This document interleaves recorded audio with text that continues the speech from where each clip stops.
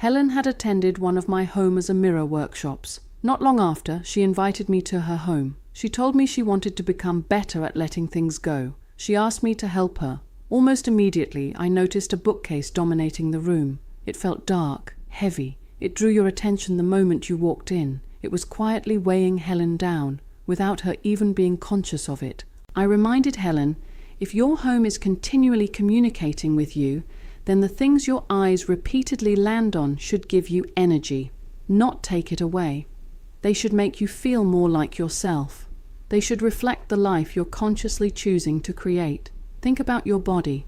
Every healthy cell has a purpose.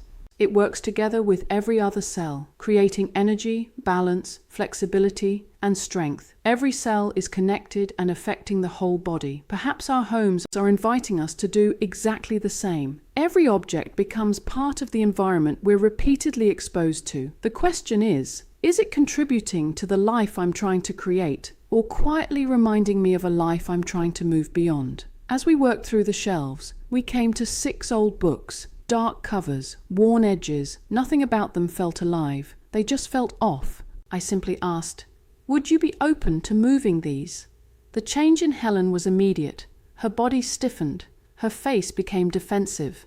I smiled and began asking questions. By your reaction, am I to assume they're important to you? My mother gave them to me before she died. So they bring you joy? She hesitated. No, not really. Do you enjoy reading them? No. So why are they still here?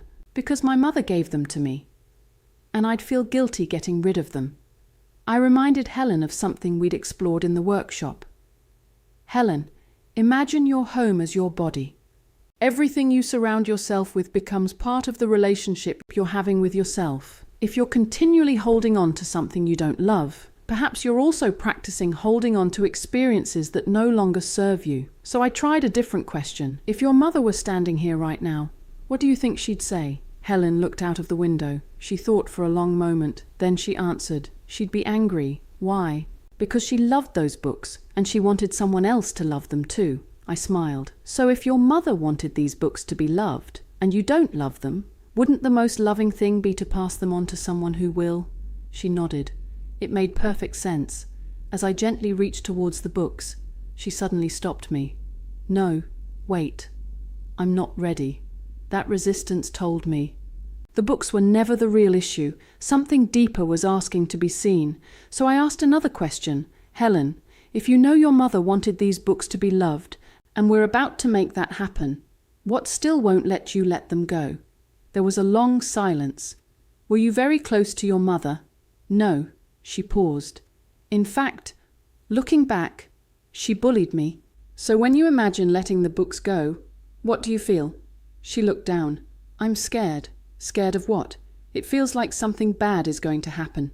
Even though Helen was 62 years old, her nervous system was still responding, as though her mother's approval determined her safety. I gently suggested something that changed everything. Helen, your mother isn't controlling you anymore, but these books are holding an idea of that relationship in place. Every day they remain here. They quietly remind your nervous system that her voice still has authority. I asked Helen to close her eyes, to imagine giving the books to a local library where someone else would genuinely treasure them. Almost immediately, her shoulders tightened, her breathing became shallow, her forehead creased. I asked her simply to name what she was feeling. I'm frightened, she said. It feels like something bad is about to happen. Okay, that's good, you can name it. Don't fight the feeling, just let it be here. Sink down into this feeling. Don't try to push it away. And let's take some slow, deep breaths. Together, we breathed slowly. Then I invited her to repeat. I am safe to feel afraid in this body. I am allowed to feel something bad is going to happen. This feeling is allowed to be in this body. I am safe. I asked her to keep breathing slowly until she felt a shift into more calmness. After a few minutes, her breathing deepened. Her shoulders relaxed. Her face softened. Then I asked one final question. Helen, would you like to continue living in a home that reflects obligation, or one that reflects who you are becoming? For the first time that afternoon, she smiled, a real smile, not because the books had left the house, but because something much heavier already had. So, what's the takeaway? Keeping something simply because someone gave it to you isn't necessarily an act of love. Sometimes it's an act of fear. If an object carries guilt, obligation, resentment, or fear, it is no longer serving your life. It is simply preserving an old relationship that your nervous system hasn't felt safe enough to let go of. It's waiting for you to give permission. Your home quietly records the emotional agreements you've made with yourself. So perhaps the next time you look around your home, don't just ask, what should I get rid of? Ask, why am I still keeping this? Because sometimes the object isn't what you're holding on to. It's the relationship it continues to represent. And perhaps letting go isn't really about the object at all. Perhaps it's about finally giving yourself permission to become free.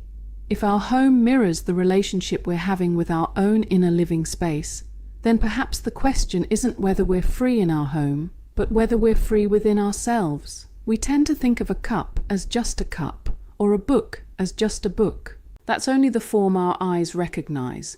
Every object is consciousness expressed in physical form, quietly participating in the relationship we're having with the space we call our life. So the question isn't, what is this object? The question is, what relationship am I continuing by allowing it to remain here?